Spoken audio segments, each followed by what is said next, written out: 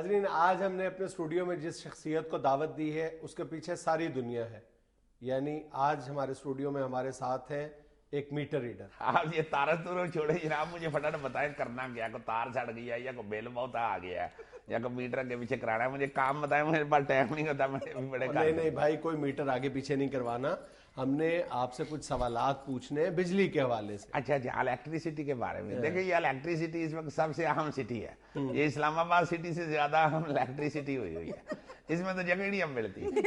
اچھا آپ یہ فرمائیں کہ کیا کھائیں پیئیں گے؟ بڑی میری خشامد کر رہے ہو, خیر ہے ویسے تو آج کل سارے ہماری خشامدیں کر رہے ہیں. ابھی میں رستے میں آ رہا تھا نا تو مجھے ایک پولیس والے روک لیا, میں نے گڈی سائڈ پہ لگائی, مجھے کہتا کاغذ دکھاؤ. میں نے کہا یار میں باپڑا ہوں, میٹر ریڈر ہوں. میرے ہاتھ چومنے لگ گیا, کہتا یار آپ تو ہمارے لیے بہت اہم ہے, جب سے آپ کی طرف لوگوں کا دھیان پڑا ہے نا وہاں پہ ذرا لوگ لان تان کام کرتے ہیں. ویسے وہ پولیس والا کہتا تو کسی حد تک سچ ہی تھا. نہیں جی, سچ سے کیا شرمانا ہے, اب تو بندہ کسی اور کو گالی دے رہا ہو تو ہماری تو ہونے میں پیچھے مڑ جاتی ہے کہ شاید ہمیں بلا رہا ہے. اچھا یہ آپ کچھ کھا رہے ہیں؟ نہیں جی اس وقت تو نہیں کوئی چبا رہا, بس کھایا ہی اتنا ہوا ہے کہ ہر وقت چبانا پڑتا ہے. اچھا میٹر ریڈر صاحب یہ فرمائیں کہ آج کل تو بجلی نہیں آ رہی, سب کام ٹھنڈا پڑا ہوا ہے, دھندا بند ہے, تو آپ کا کاروبار جو ہے وہ ختم نہیں ہو گیا؟ نہیں جی نہیں, کاروبار تو اسی طرح بڑا زور و شور سے چل رہا ہے. تو بجلی تو آ نہیں رہی. جی ہمارا کام نہیں رکتا, میرا کام تو میٹر سے منسلک ہے نا جی, تو میں تو بجلی آئے نہ آئے میں نے بل تو پہنچانا ہی ہوتا ہے. میٹر تو لوگوں کے چلتے ہی نہیں ہے, بجلی نہیں آ رہی, میٹر نہیں چلتے, جب میٹر نہیں چلیں گے تو آپ کا کام کیسے چلے؟ دیکھیں جی بجلی آئے نہ آئے میٹر چل رہا ہوتا ہے, کبھی بھی نوٹ کر لیں آپ. ویسے بھی بجلی آتی نہیں تو بجلی گرتی تو ہے نا جی عوام پہ, تو وہ جو بجلی گرتی ہے اس کا بل ہم نہیں لینا, فرشتے نہیں نہ لینے آئیں گے, ڈیوٹی تو اللہ نے ہماری لگائی ہے نا جی میٹر ریڈنگ میں. اچھا اب یہ فرمائیں کبھی زندگی میں لمحہ بھر کو یہ احساس ہوا کہ یہ ناجائز کام ہے, ناجائز آمدن ہے؟ نہیں جی نہیں, وہ جس میں بھرتی ہوا تھا نا تو وہ محلے میں ایک آدھا بندہ ایسے بات کرتا تھا, مجھے نہیں کبھی احساس ہوا. کبھی احساس نہیں ہوا؟ یہ احساس ہوتا تو اسی محکمے میں آنا تھا.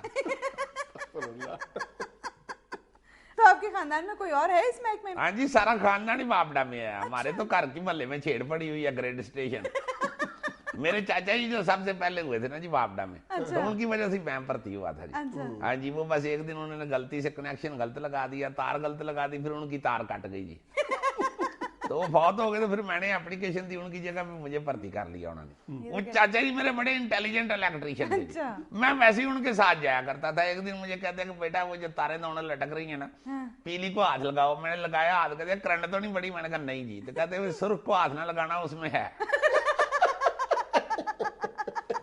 تو مجھے کہنے لگے پتر جی تو تم نے پیلی تار بھی پکڑ لیا نا, تم میں کرنٹ ہے, تم بہادر آدمی, تم باپڈا میں آ سکتے ہو. تو میں پھر باپڈا میں بھرتی ہو گیا جی. بس جس دن کا میں بھرتی ہوا ہوں, اب نہ لال میں کرنٹ ہے نہ پیلی میں کرنٹ ہے.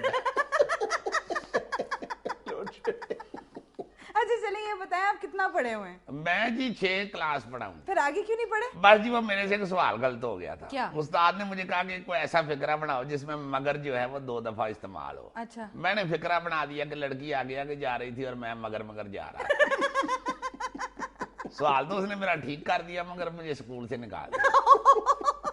پھر استاد نے مجھے نکال دیا جی اسکول سے. تو میں نے سوچا پھر کسی ایسے محکمے میں بھرتی ہوں جہاں لوگ میرے مگر مگر ہی نہیں.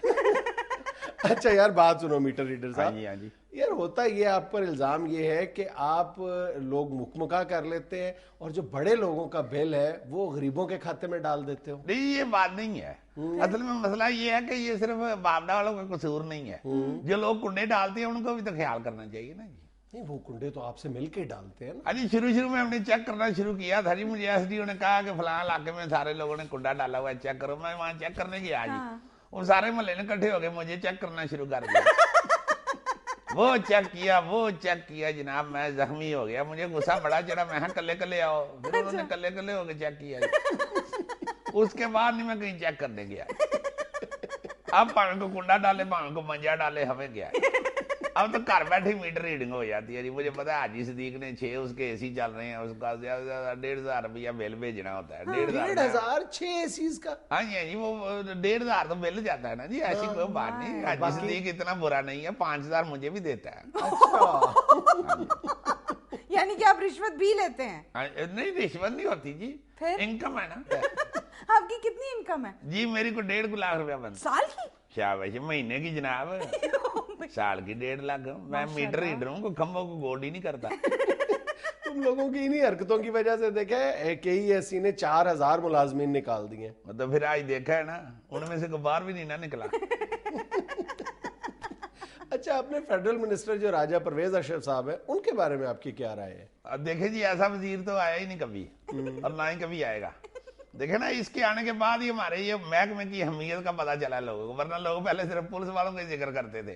अब हर गली में, हर मोड़ पे हमारा जिक्र हो रहा होता है। देखना, तो ये जो पॉपुलैरिटी होती है किसी भी महकमे की, उससे ही उसकी क्वालिटी का पता चलता है। और ये पॉपुलैरिटी सिर्फ राजा परवेज अशरफ की वजह से हमारे महकमे को नसीब हुई है। अब तो हमारे महकमे का कौमी तराना भी बन गया हुआ है। अच्छा। बत्तियां बुझाई रख दी मैं, बत्तियां बुझाई रख दी मैं, दीवा बले सारी रात, मेरे आहानियां दीवा बले सारी रात।